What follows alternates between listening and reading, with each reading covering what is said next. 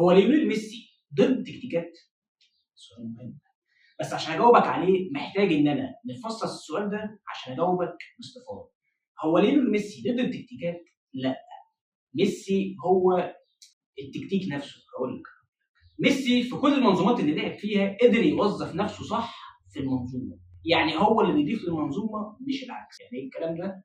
هقول لك في كذا نقطه. ميسي مش بس مهاري، هو لكن هو عبقري، بيعرف يقرا اللعب، بيفك ضغط، بينزل يسحب لعيبه، بيعمل كل حاجه. يعني هو بيشتغل جوه المنظومه مش بيخالفها. يعني اقول لك مثلا ايام بيب جوارديولا في برشلونه، بيب كان بيوظف ليونيل ميسي مهاجم وهمي. دي كانت ساعتها يعني ايه، تغيير تكتيكي ثوري، ولكن ميسي نفذه باحترافيه شديده جدا. طيب، في لعيبه بتتغير او بتغير اماكنها في اللعب عشان التكتيك، لكن ليونيل ميسي ما مش محتاج الكلام ده. ليونيل ميسي هو تكتيك لوحده. يعني اقول لك مثلا ان في اوقات ليونيل ميسي بيخرج بره الخطه المكتوبه، هو بيشوف الملعب محتاج ايه وهيعمله.